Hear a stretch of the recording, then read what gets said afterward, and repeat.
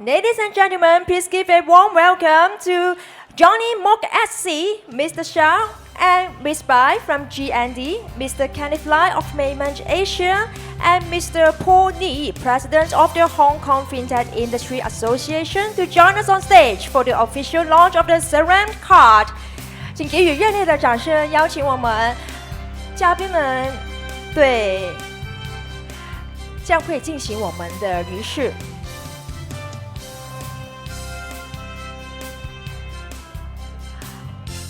Okay, and before we begin the ceremony, let's watch the video first. 好，我们现在有请我们的嘉宾们可以到屏幕上。好，我们可以现看我们的视频的。好 ，Let's see the video first.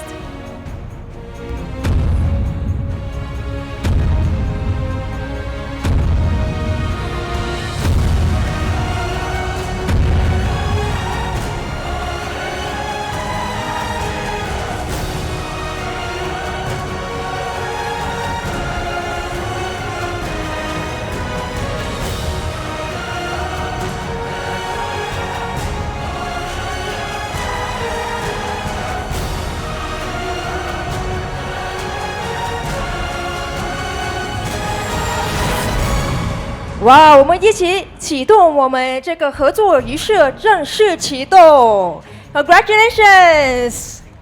Please give a big hands to our celebration. 好，有请各位嘉宾，我们可以现拿一个合影。好，有请 One, two, three. We have to take a photo to capture these significant moments. Okay, thank you. 请莫律师留步。Hi, 莫律师你好。We have high hopes of the role for Ceramic Card Bonnet we play in the Web3 era. So could you please kindly share a short view of the future developments of the Web3 industry in Hong Kong?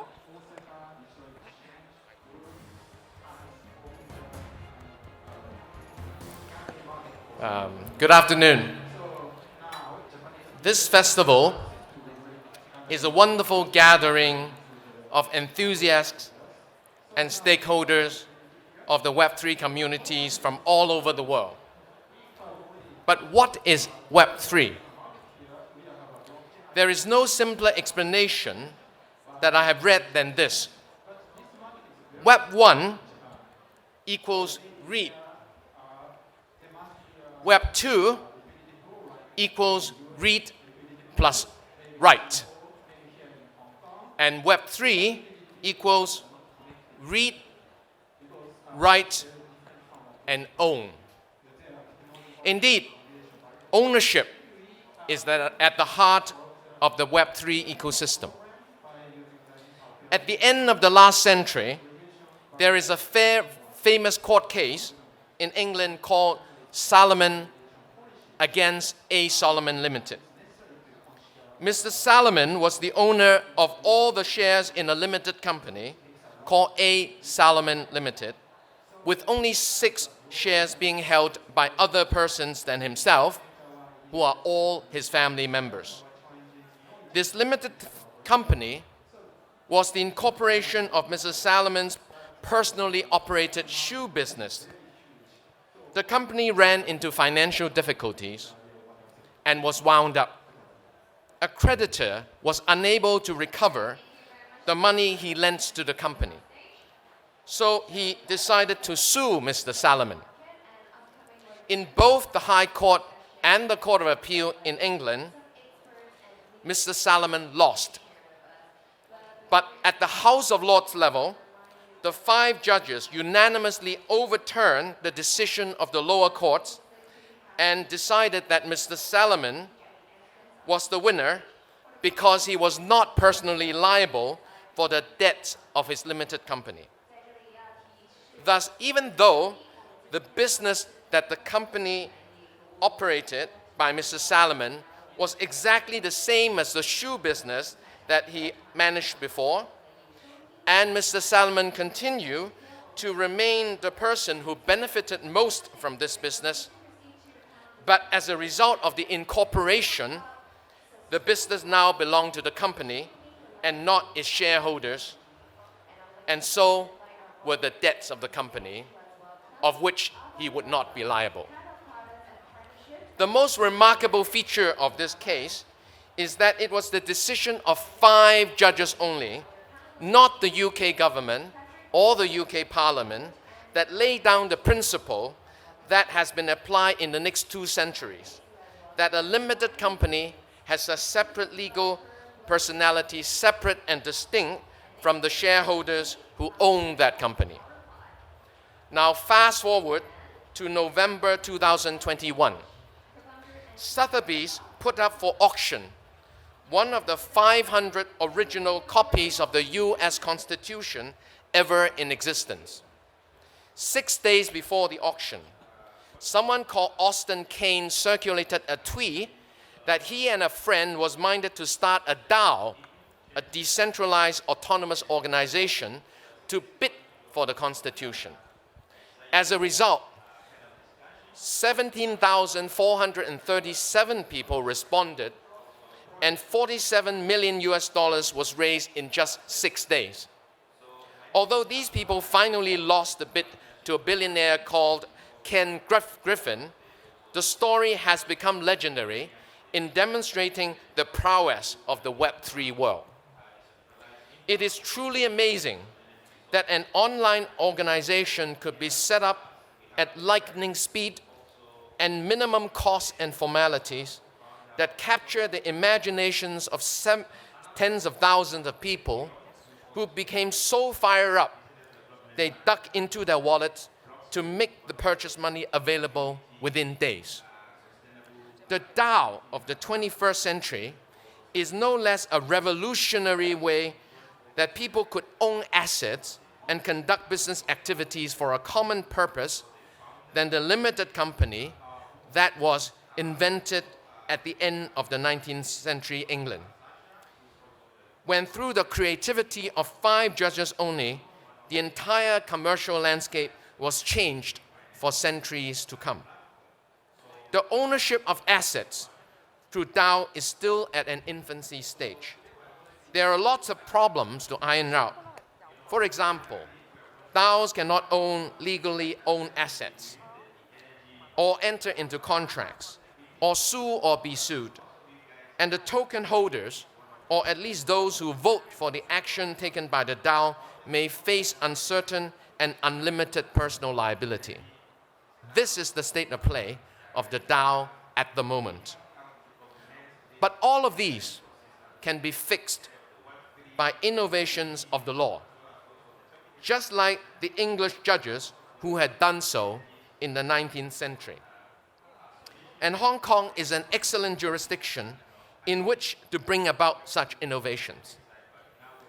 If you know anything about Hong Kong, people may say that Hong Kong is many things, financial center, etc. But to me, the greatest legacy of Hong Kong is that it has a history of 180 years of tradition of the common law.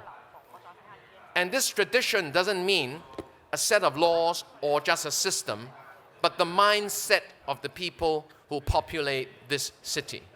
That is, people who believe that law should be the principle that runs everything, that no one is above the law, and that is what I believe Hong Kong brings to the table when it talks about innovation of the Web3 world by the innovations of the law. And Hong Kong, being an excellent jurisdiction in which to innovate the Web3 development, I want to offer 3 reasons why Hong Kong has such advantages. First, as I said in last year's Web3 festival, Hong Kong has an extremely long common law tradition, as I've said. It is one of the longest standing common law jurisdictions of the world. The independence of our judiciary and the participation of world-renowned judges from around the world in our Court of Final Appeal also add to our prestige as a solid legal jurisdiction.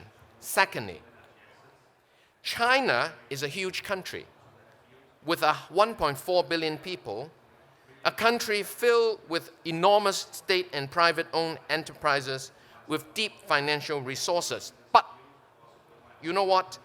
Only Hong Kong and the Hong Kong Special Administrative Region, with only 7+ million people, and also the Macau SAR, have the monopoly to experiment with and roll out crypto ownership business models that is legal in these two jurisdictions only. What a phenomenal privilege that is. It will do well for us all here to make the best of such a monopoly. And thirdly, our regulators are already hard at work in coming up with legal frameworks that would facilitate Web3 innovations in Hong Kong.